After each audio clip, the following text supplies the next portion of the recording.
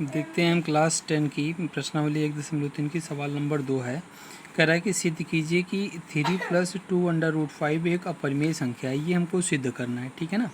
तो हमने क्या किया, जैसे कि सॉल्व करते थे √2, √3, √5 वगैरह, ये सभी अपरिमेय संख्याएं सॉल्व करते थे कि तो उसी प्रकार यहाँ पे भी है कि 3+2√5 को परिमेय संख्या सॉल्व करना है, तो हम इसको विरोधाभास से सॉल्व करते हैं। तो सर्वप्रथम हम क्या करते हैं, हम ये करते हैं कि मान लेते हैं कि 3+2√5 एक परिमेय संख्या है। हम इसको उल्टा मान के चलते हैं कि ये भी अपरिमेय संख्या नहीं, ये परिमेय संख्या है, ठीक है ना। तो अगर ये परिमेय संख्या है 3+2√5, तो इसे हम P/Q के रूप में लिख सकते हैं। इस संख्या को हम P/Q के रूप में लिख सकते हैं।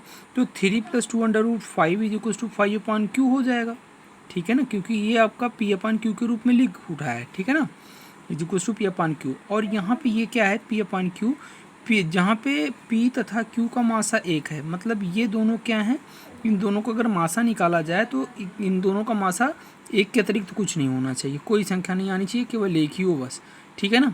और Q आपका 0 नहीं होना चाहिए, हम ऐसी दोनों संख्याओं को मानते हैं, ठीक है ना।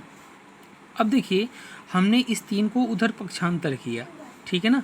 जब 3 को उधर पक्षांतर करेंगे, क्योंकि 3 यहाँ पे 2√5 के साथ जुड़ रहा था, तो यहाँ पे क्या हो जाएगा, 3 जब उधर जाएगा तो माइनस में हो जाएगा, तो 2√5 = 5/Q - 3 हो जाएगा, ठीक है ना।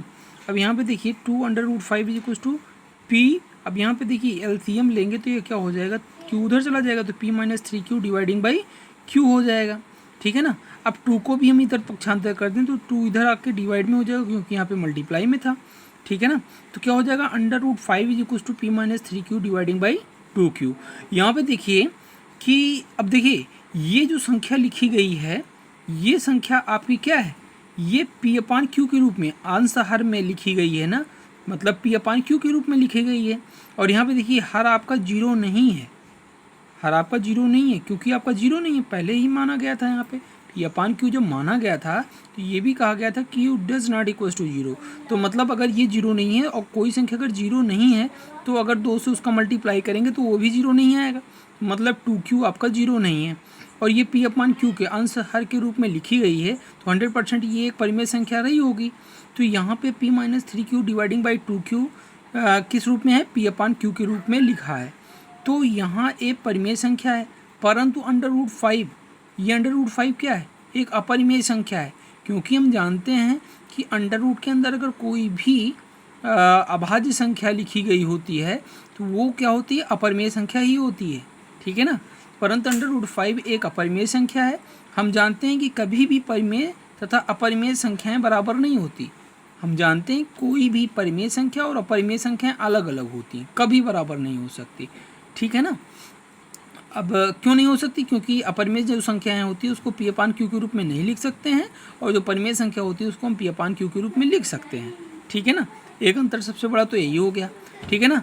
तो इसका मतलब ये हुआ कि ये अपरिमेय है, ये आपका परिमेय है, ये दोनों बराबर आ रहा है, जबकि हाँ बराबर नहीं, ये दोनों अपरिमेय और परिमेय दोनों बराबर नहीं आ सकते, ठीक है ना। हमने क्या माना था कि ये जो संख्या है ये परिमेय है, इसीलिए हमने इस संख्या को P/Q के रूप में लिखा था।